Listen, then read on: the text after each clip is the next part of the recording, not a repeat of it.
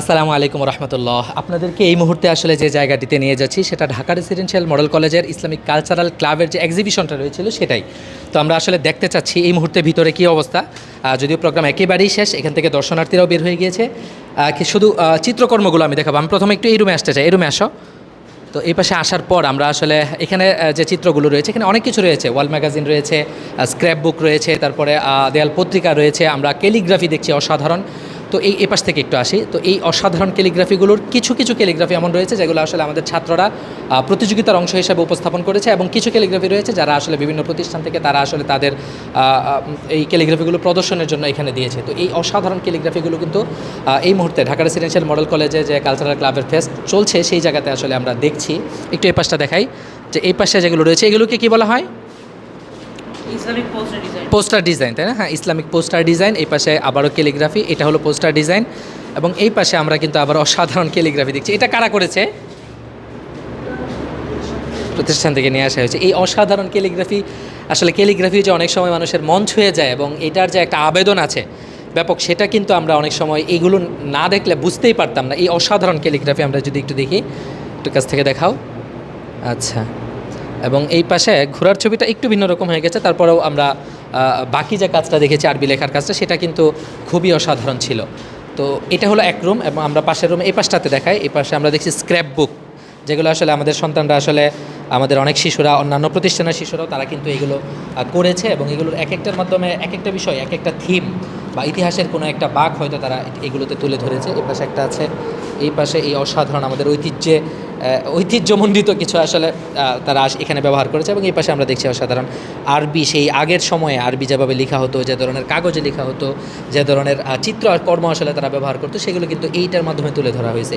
হ্যাঁ হ্যাঁ, এই পাশে আমরা দেখছি যে আমাদের যে ঢাকা রেসিডেন্সিয়াল মডেল কলেজের যে ইসলামিক কালচারাল ক্লাব রয়েছে, তাদের যে দিন নামে একটা পাবলিকেশন প্রতি বছর একটা আসলে কপি বের হয়, সেই প্রকাশনা যে কপিটা সেটা কিন্তু এই জায়গাতে রয়েছে। এবং আরও সাধারণ বেশ কিছু কাজ আমরা দেখছি। আমরা একটু পাশের রুমটা দেখাই। তো এটা হলো ইসি প্যানেল, যারা আসলে প্রতি বছর এই কাজটা যাদের নেতৃত্বে অসাধারণভাবে আগায়। তো 2026-এর ইসি প্যানেলটা একটু আমরা এটা একটু দেখা দিচ্ছি। এই ছেলেগুলো দিনরাত পরিশ্রম করেছে এবং এদেরকে সর্বোচ্চ সহযোগিতা করেছে আমার পিছনে থাকা এই ভলান্টিয়াররা। কত রাত ওরা ঘুমাতে পারে নাই, এটা একমাত্র আল্লাহ ভালো জানেন, এবং এর প্রতিদান আল্লাহ তাআলার দিক। আসলে তোমাদের এই পরিশ্রম করে কি খুব বেশি কষ্ট লেগেছে? কেমন লেগেছে? না, ভালোই লাগছে। সবার সাথে একটু টিম ওয়ার্ক করছি আমরা, তো এটা খুবই আনন্দদায়ক ছিল, এই আর কি। তোমার কেমন লাগছে? আমার অনুভূতি খুব ভালো, যদিও কষ্ট হয়েছে, বাট শারীরিক কষ্ট হয়েছে, কিন্তু মনের একটা খোরাক তৈরি হয়েছে, তাই তো? তোমার?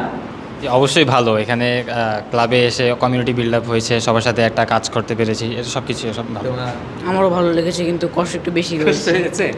আচ্ছা, আমরা একটু এই কাজটা দেখায় ফেলি। এই পাশে যেগুলো দেখছেন এটা হলো কিডস কর্নার। এখানে ছোট ছোট বাচ্চারা আসলে তাদের যে কাজগুলো জমা দিয়েছে দেখেন অসাধারণ। 3, 4, এমনকি একটা কাজ আমি যতটুকু জানি যে 1-এর বাচ্চা দিয়েছে জুনিয়র সেকশনে। তো সেই কোনটা আমি ঠিক এই মুহূর্তে জানি না, বাকি এই অসাধারণ কাজগুলো কিন্তু আমাদের বাচ্চারা জমা দিয়েছে। তারা এখানে ক্যালিগ্রাফি করেছে, তারা আসলে এটাকে বলা হয় টাইপোগ্রাফি, অর্থাৎ লেখা দিয়ে যে এক ধরনের চিত্র আসলে ফুটিয়ে তোলা, সেই টাইপোগ্রাফি। এবং এই পাশে আমরা দেখছি যে ওয়াল ম্যাগাজিন আর কি।